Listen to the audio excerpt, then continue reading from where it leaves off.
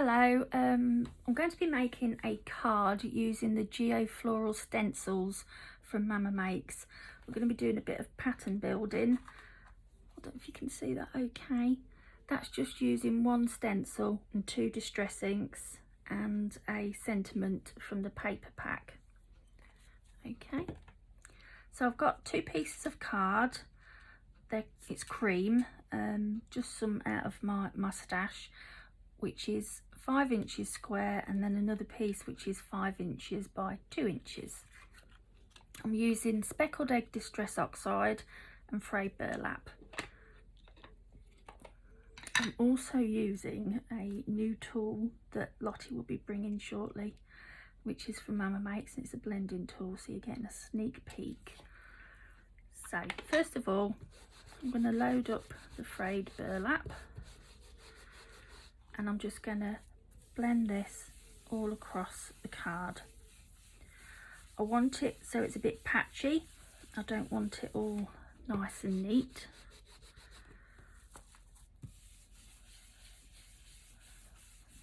And there we go, that's just the job. Okay, just clean that bit of ink up. So there's 6 stencils to choose in the kit from Lottie, and I've chosen this one. So what we're going to do is, using the speckled egg, and I'm going to use a dauber for this bit, we're going to do a bit of pattern building using the stencil. I tend to always start in the bottom left corner. Okay, you could take this down, but to be honest, I find that harder doing it that way. Hope you can see that okay. So I've loaded the dauber up, and I'm just going to put the ink onto the card on top of the frayed burlap ink. Now I'm not worried if it goes over the edges a little bit or anything like that, and I'm not bothered if it's not all exactly the same. You know, you can get certain depths of colour. So you see, so as you can see, I'll not lift that up, I have gone over the edges a little bit. Like I say, I'm really not bothered. So that's the first bit down. I then find the edge and put that up to there, load again, and pop the ink through the stencil. I love using blue and browns together, and pink and browns. I always think they look quite vintagey. Okay, then I'm going to go down to this edge,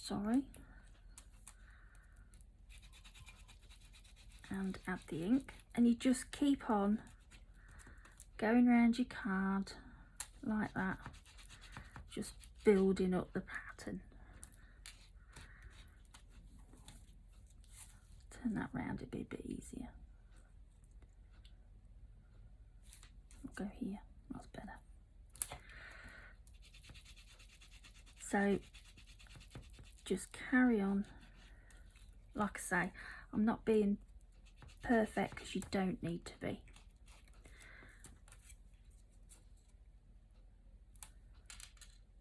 Put that up, add your ink.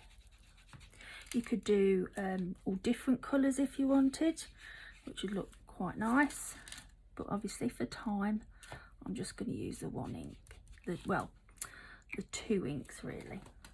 Okay, so you just keep going and going and going. Okay, so you do round all the edges until you get something that looks like that. Okay, so that's the whole piece done. Okay, so then we've got this smaller piece.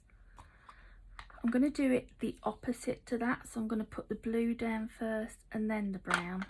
So speckled egg,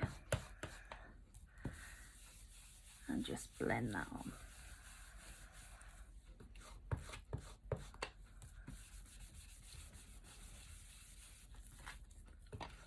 again, like before.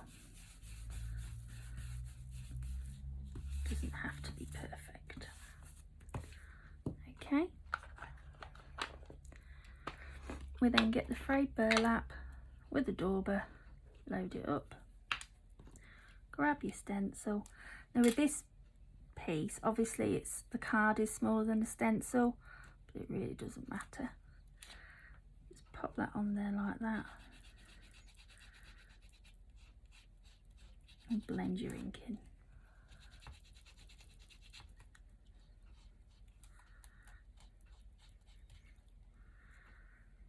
Then go down to that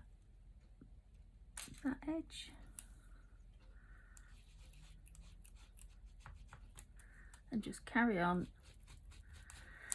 Obviously you could make this as big as you wanted. I mean, I've gone 5x5 just for the telly really, but I mean you could go 8x8, you know, you could go on and on and on making your backgrounds. You could do this on a canvas, you know, your backgrounds for your canvases would look lovely. Okay, just these two little bits.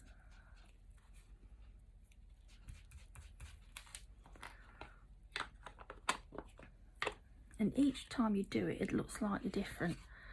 And here's the one that I've done ready. I've just done the matting and layering just to save time. So just mark that off. We've then got a sentiment which I've cut from the paper pack, and this says "Dream Without Fear." I'm just going to use what was left on there just to add the colour. A bit more. This blending brush is lovely. It's quite subtle. If you want to get more colour down, then you can use your daubers on your edges, but I love it. It's my new favourite tool, and I love the fact that you can then pop that on there to keep all your bristles safe. Okie dokie. So, Dream Without Fear, and we'll pop that on the mat that I've got ready. And then we'll assemble the card. I like using stencils for backgrounds, and especially if you can get something like a hexagonal, it's brilliant. You could do like quilting things with it as well. So for the sewers out there, that would be nice. It'd all be a quilt. Okie dokie. So I've got a card blank. As you can see, it's going to look quite vintage, which was what we wanted. Get the tape off. Not easy with my poorly thumb. So you can have it whichever way around you like. You can have it so it's a flat, or I'm going to go that way.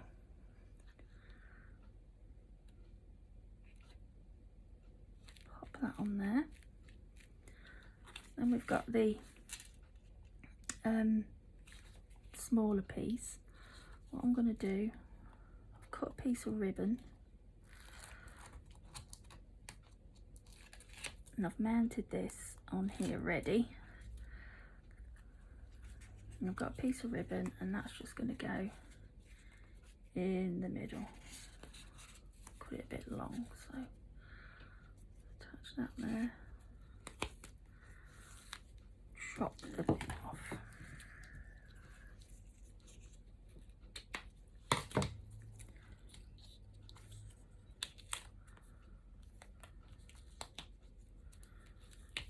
I always add a bit of glue then, just to the pads, because you've got a bit of wiggle room then if you don't quite put it where you want it, where it should be. So pop that in the middle like so.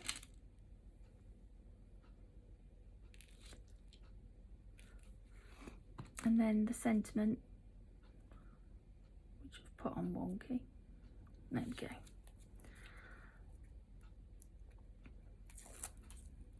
and again add a bit of glue